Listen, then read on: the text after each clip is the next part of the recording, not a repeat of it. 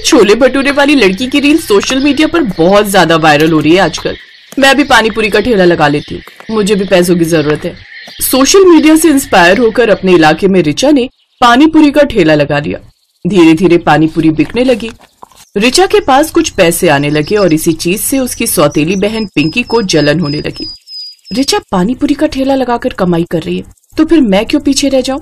पिंकी ने रिचा के ठेले के पास ही एक ठेला लगा लिया और स्ट्रॉबेरी जूस बेचने लगी।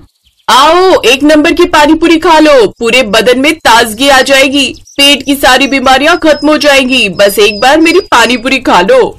इस तरह से रिचा जोर जोर से आवाजें लगाकर ग्राहकों को बुला रही थी। उसे देखकर पिंकी भी जोर जोर से पब्लिक को बुलाने लगी। पानी पूरी खाकर अपना खून मत जलाओ, ठंडा और मीठा स्ट्रॉबेरी का जूस पियो, चेहरे पर चमक और पर्सनैलिटी में दमक आ जाएगी। पिंकी के इतना बोलते ही सारी पब्लिक पिंकी की दुकान पर चली गई और स्ट्रॉबेरी का जूस पीने लगी। शाम को जब दुकान बंद करने का टाइम हुआ तब रिचा पिंकी के पास गई। देख पिंकी, तू अपना धंधा चला और मुझे अपना धंधा चलाने दे, वरना एक कंटाप मारूंगी कान के नीचे तो बत्तीसी जमीन पर गिर जाएगी, समझी? हमने भी हाथों में चूड़ियां नहीं पहन रखी हैं, विधायक जी से सीधा संबंध है मेरा। इस तरह से दोनों लड़ते झगड़ते रहते थे। मजा नहीं आ रहा है। मेरे पास जो भी ग्राहक आते हैं रिचा की पानी पूरी खाने के बाद ही आते हैं। पहले पानी पूरी खाकर अपने अंदर आग पैदा कर लेंगे, उसके बाद ठंडा ठंडा जूस पीने लगेंगे। क्या बड़बड़ा रही है पिंकी? ऊपर वाले का शुक्रिया अदा कर, कम से कम मेरी वजह से तेरे पास ग्राहक तो आ रहे। जिस दिन मैं चली गई ग्राहक भी नहीं आएंगे। कौन जाएगा कौन नहीं ये तो कल पता चलेगा। अगले दिन पिंकी ने दुकान नहीं खोली और कुछ गुंडों के पास चली गई। ये लो 5,000 और उस रिचा का ठेला कल से इस मार्केट में दिखना नहीं चाहिए। ठीक है, अब तो जा यहाँ से, कल से उसका ठेला दिखाई नहीं देगा। अगले दिन कुछ गुंडे रिचा की दुकान पर आए और उसकी दुकान तोड़ फोड़ कर चले गए। रिचा को बिल्कुल समझ में नहीं आया कि आखिर हुआ क्या। अब इस मार्केट में मैं अकेला राज करूंगी। कमबख्त, क्या कह रही थी कि मेरी वजह से तेरी दुकान पर ग्राहक आते हैं। अब देखती हूँ ये क्या करती है। हमसे पंगा ले रही थी। रिचा के गोलगप्पे खाने के लिए कुछ ग्राहक वहां पर आए, लेकिन पानी पूरी का ठेला ना लगा देखकर वो सीधा पिंकी की दुकान पर चले गए। अरे पिंकी बहन, पानी पूरी वाली कहाँ चली गई? पानी पूरी खाने से पेट खराब होता है, स्ट्रॉबेरी का जूस पीजिए और चेहरे पर चमक लाइए। वो पानी पूरी वाली सब कुछ छोड़कर गांव भाग गई है, अब कभी नहीं आएगी। रिचा और पिंकी दोनों सौतेली बहन थी और दोनों ही अनाथ थी। उनके माता पिता का देहांत हो गया था। रिचा रोते हुए अपने माता पिता को ही याद कर रही थी। माँ, पिताजी, मैं हमेशा पिंकी को अपनी सगी बहन ही मानती थी। भले ही वो मेरी सौतेली बहन है, लेकिन उसने तो मेरे साथ दुश्मनों जैसा बर्ताव किया। कुछ दिनों बाद जहाँ पर रिचा पानी पूरी का ठेला लगाती थी, उसी जगह पर उस गुंडे ने अपना ठेला लगा लिया जिसके पास पिंकी मदद मांगने गई थी। वहां पर वो पानी पूरी के साथ स्ट्रॉबेरी और मैंगो का जूस भी बेचने लगा। पिंकी ऊपर ही ऊपर मुस्कुरा रही थी, लेकिन अंदर ही अंदर वो डर रही थी। इस 2 कौड़ी के गुंडे ने मेरी ही दुकान के सामने स्ट्रॉबेरी और पानी पूरी का बिजनेस एक साथ खोल लिया। मैं तो सिर्फ स्ट्रॉबेरी का जूस बेचती हूँ, अब क्या होगा? जो लोग पानी पूरी खाने के शौकीन थे वो अब इस गुंडे की दुकान पर जाने लगे, और जब उन्हें जूस पीना होता तो पानी पूरी खाने के बाद उसी की दुकान पर जूस भी पी लेते थे। और इस तरह पिंकी का धंधा धीरे धीरे ठप पड़ गया। इससे अच्छा तो रिचा ही थी, कम से कम उसके ग्राहक मेरी दुकान पर तो आते थे। अब इस गुंडे से मैं कुछ कह भी नहीं सकती, वरना मेरा ठेला भी पलटा देगा। पिंकी को कोई रास्ता नजर नहीं आ रहा था। रात में पिंकी अपने कमरे में अकेली लेटी हुई कुछ सोच रही थी। कहते हैं हर किसी को उसके कर्मों का दंड जरूर मिलता है। जो मैंने रिचा के साथ किया वो मेरे साथ हो गया। अब मैं अपना ठेला तो वहां लगा सकती हूँ, लेकिन जब ग्राहक ही नहीं आएंगे तो क्या फायदा। यही सब सोचते सोचते पिंकी सो गई। करीब आधी रात में उसके सपने में उसके माता पिता और उसकी सौतेली माँ यानी रिचा की सगी माँ भी दिखाई दिए। बेटा, मैंने तो तुझे हमेशा सिखाया है कि कभी किसी के साथ गलत मत करना, पर तूने मेरी बात नहीं मानी। अरे मानेगी कैसे, हम लोग तो अब जिंदा रहे नहीं। ये सोच रही होगी कि अब कौन सा हमारे माँ बाप मुझे देख रहे हैं। अगर मैं तुझे कोई सलाह दूंगी तो तुझे लगेगा कि मैं रिचा की तरफदारी कर रही हूँ, क्योंकि मैं तेरी सौतेली माँ हूँ। लेकिन अगर तुम दोनों बहनें मिलकर काम करो तो तुम लोगों को कोई नहीं हरा सकता। वो भी बिना किसी से लड़ाई झगड़ा किए, क्योंकि धंधे में लड़ाई झगड़ा नहीं किया जाता। तुम दोनों का अब इस दुनिया में कोई नहीं है। एक दूसरे का सहारा बनो, लड़ो मत। सुबह जब पिंकी की आंख खुली तब वो हैरान रह गई। उसे अपनी गलती का एहसास हो गया था। अब रिचा के पास कई महीनों से कोई काम नहीं होगा। बेचारी की हालत बहुत खराब हो गई होगी। अभी उससे मिलकर आती हूँ। पिंकी बिना नहाए धोए सीधा ऋचा के घर पहुंच गई। दीदी दीदी मुझे माफ कर दो, आपने सही कहा था, आपकी वजह से ही मेरी दुकान चल रही थी। पिंकी के मुंह से पहली बार दीदी सुनकर ऋचा को खुद पर विश्वास नहीं हुआ। फिर कोई नाटक कर रही है ना? मेरा धंधा वैसे ही बंद हो गया और तू सुबह सुबह दिमाग खाने आ गई मेरा। दीदी मैं कोई नाटक नहीं कर रही हूँ, मैं आपको पूरी बात बताती हूँ। आपकी दुकान मैंने ही गुंडों से गिरवाई थी ताकि कोई भी मेरा कॉम्पिटिटर ना रहे मार्केट में। हाँ मुझे पता है, मुझे सब कुछ पता है। पिंकी हैरान हो गई, लेकिन उसने शुरू से लेकर लास्ट तक सारी बात ऋचा को बता दी। चलो कम से कम इसी बहाने तेरा होश तो ठिकाने आया। देर आए दुरुस्त आए। दीदी ये बड़ी बड़ी कहावतें कहने का वक्त नहीं है, ये बताइए धंधे का क्या होगा? अभी तूने ही तो कहा ना कि माँ ने तुझे बताया था कि दोनों लोग मिलकर काम करो सफल हो जाएगा। लेकिन मिलकर करेंगे क्या? ना ही मैं स्ट्रॉबेरी का ठेला लगा सकती हूँ, ना ही अब आप पानीपुरी का ठेला लगा सकती हैं, क्योंकि वो गुंडा दोनों ही चीजें एक ही ठेले पर बेचने लगा है। देख तू स्ट्रॉबेरी का जूस बनाती है और मैं पानीपुरी बनाती हूँ, तो अब एक नई डिश तैयार करते हैं। अब हम लोग स्ट्रॉबेरी के जूस का पानीपुरी बनाएंगे, यानी स्ट्रॉबेरी फ्लेवर का पानीपुरी। कैसा लगा आइडिया? अरे वाह दीदी, आप तो जीनियस हो। ये स्ट्रॉबेरी वाला पानीपुरी तो पूरी दुनिया में एकदम नया है। चलिए आज से ही शुरुआत करते हैं। अब उन दोनों ने एक बार फिर से उसी चौराहे पर ठेला लगाना शुरू किया। अब वो लोग तीखा पानीपुरी भी बेचने लगे और स्ट्रॉबेरी फ्लेवर का पानीपुरी भी, जिससे पब्लिक उनके पास बहुत ज्यादा आने लगी, क्योंकि उन्हें कुछ नया मिल रहा था। तभी अचानक गुंडे की नजर उन दोनों पर गई। अबे इस घोंचू को देख रहा तू? उस दिन यही आई थी ना इसी लड़की का ठेला गिरवाने के लिए। आज दोनों लोग साथ मिल गई। ठीक है, मैं भी देखता हूँ कि ये लोग कब तक यहाँ टिक पाते हैं। उस गुंडे ने दोनों बहनों को परेशान करना शुरू कर दिया। ऋचा और पिंकी पर एक के बाद एक मुसीबत आने लगी, लेकिन दोनों बहनें अब एक हो गई थीं। उन्हें तोड़ना आसान नहीं था। गुंडे के बारे में सोचते सोचते दोनों बहनें सो गईं और एक रात फिर से उन दोनों के सपनों में उनके माँ बाप आए। बेटा कल इस समस्या का भी हल हो जाएगा, तुम दोनों चिंता मत करो। अगले दिन कुछ पुलिस वाले उस गुंडे के ठेले के पास आए। अरे आओ साहब, बताइए जूस पिलाओ या पानी पूरी खाएंगे? रे जल्दी से जगह खाली कर दे, ये सरकारी जगह है, यहाँ बस स्टैंड बनेगा। वो गुंडा बहुत गिड़गिड़ाया, लेकिन कुछ फायदा नहीं हुआ।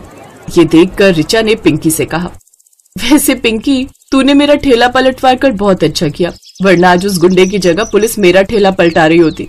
और वो दोनों बहनें एक साथ ऐसे ही खुशी खुशी रहने लगी।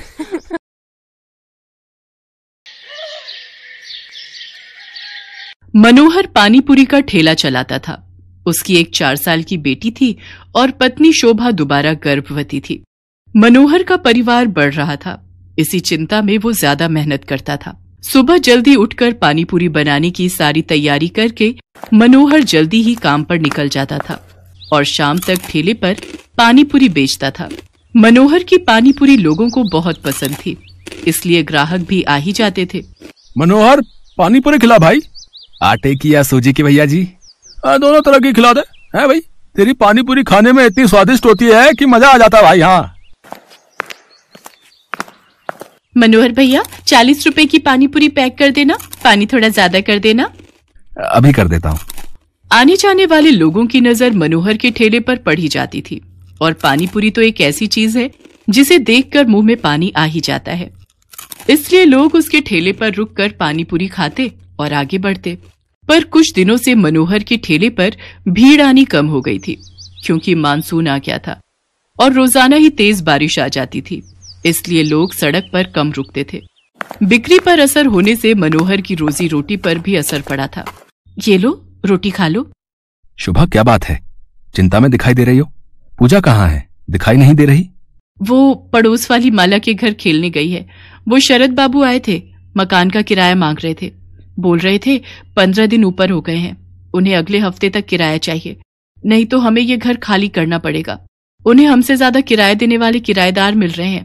अरे तू चिंता मत कर, इस हालत में तू चिंता करेगी तो बच्चे पर भी असर पड़ेगा। मैं शरद जी को कल बोल दूंगा, वो मुझे कुछ दिन की मोहलत और दे देंगे। मनोहर शोभा को तसल्ली दे देता है, पर वो खुद ही बहुत परेशान था, क्योंकि उसी शाम जब वो काम से लौट रहा था तो लोगों में बारिश और तूफान को लेकर चर्चा बनी हुई थी। अरे मनोहर, तुमने सुना क्या? मौसम विभाग का कहना है कि अगले 4 दिनों तक भीषण तूफान और बारिश के संकेत हैं भैया। सड़कों पर पानी भरा रहेगा, इसलिए हम सब ने तो सोचा है कि कुछ दिन घर से ही ना निकले। तुम ठीक कह रहे भैया, 2-4 दिन अब घर पर ही आएंगे। वैसे भी मेरी अच्छी खासी बिक्री हो जाती है, पर डर भी तो है बारिश में अगर बाढ़ आ गई तो, सड़कों पे पानी भर गया तो, है घर नहीं लौट पाए तो। मैं तो सोचकर ही घबरा रहा हूं भैया। चलो भाई चलो, समय से घर चलते हैं भैया। मनोहर उस शाम को हुई इस बात के बारे में सोच सोच कर करवट बदल रहा था। उसे समझ नहीं आ रहा था कि वो अगले दिन जाए या नहीं, पर उसे मकान का किराया भी चुकाना था। इसलिए वो मकान मालिक शरद से बात करने जाता है। शरद जी, मैं अगले महीने तक आपको किराया दे दूंगा। अभी बारिशों का सीजन है तो काम बिल्कुल भी नहीं है। देख मनोहर, मैंने घर किराए पर देने से पहले ही ये शर्त रखी थी कि मुझे किराया समय पर चाहिए, पर तू हर बार ही किराया लेट कर देता है। अब मैं और देर नहीं कर सकता। तू अगले 2 दिन तक मेरा किराया दे दे, वरना घर खाली कर दे। मेरे पास इतना टाइम नहीं है कि तेरे से बात करूं, मुझे काम से जाना है। मनोहर चिंता में घुला घर लौट आता है। उसके पास कोई और चारा नहीं था, इसलिए वो अगले दिन फिर से पानी पूरी का ठेला लेकर काम पर जाने लगता है।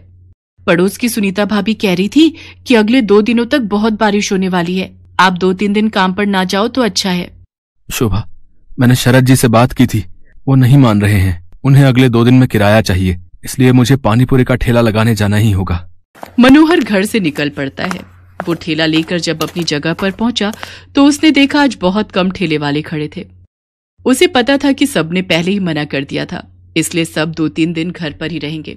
मनोहर अभी अपना ठेला तैयार कर ही रहा था कि अचानक तेज बारिश शुरू हो गई और बारिश लगातार तेज होती जा रही थी। मनोहर का पूरा ठेला बारिश के पानी से भीग चुका था।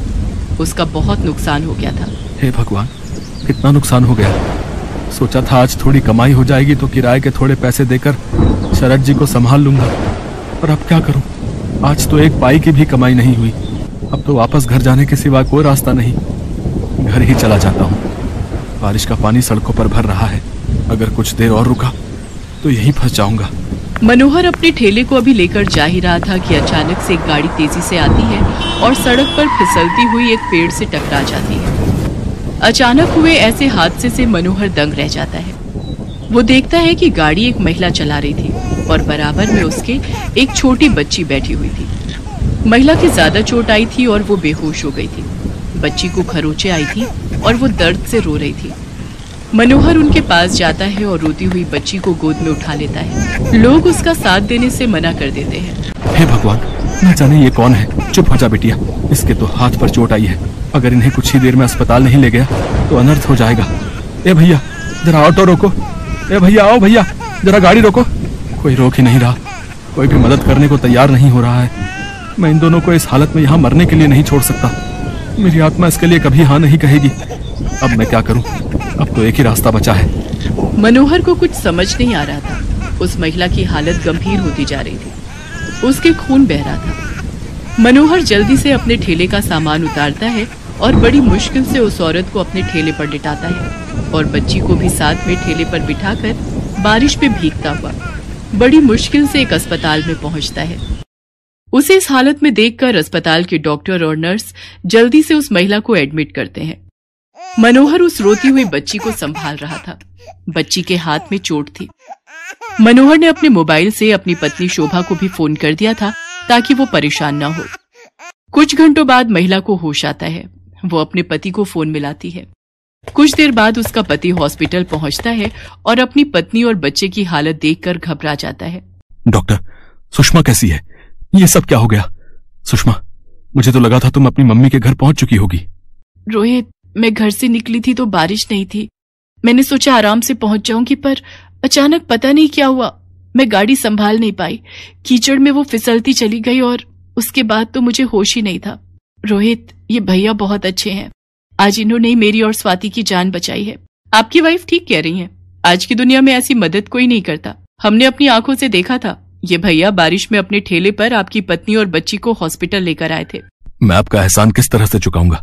आपने जो मेरे लिए किया है, उस एहसान के बदले में आपके लिए कुछ भी कर सकूं तो मेरे लिए बहुत बड़ी बात होगी। बाबूजी, ये तो मेरा धर्म है। अगर मुसीबत में पड़े लोगों की जिसने सहायता नहीं की तो वो इंसान ही क्या। रोहित को पता चलता है कि मनोहर पानीपुरी का ठेला चलाता है। वो देखता है कि मनोहर बहुत गरीब और मजबूर है, जो अकेले ही बड़ी मुश्किल से अपना परिवार चला रहा है। मनोहर भैया, अब आपको चिंता करने की कोई जरूरत नहीं है। आपका मकान का किराया भी भर जाएगा और आपके परिवार की परेशानियां भी दूर हो जाएंगी। आपकी अपनी पानीपुरी और चाट की दुकान होगी, जिसको खुलवाना मेरी जिम्मेदारी है। रोहित की बातें सुनकर मनोहर के चेहरे पर खुशी झलक आती है। कुछ ही दिनों में रोहित मनोहर को पानीपुरी और चाट की एक बड़ी और अच्छी दुकान खुलवा देता है। मनोहर को उसकी अच्छाई का फल मिल जाता है और उसकी सारी परेशानियां दूर हो जाती हैं।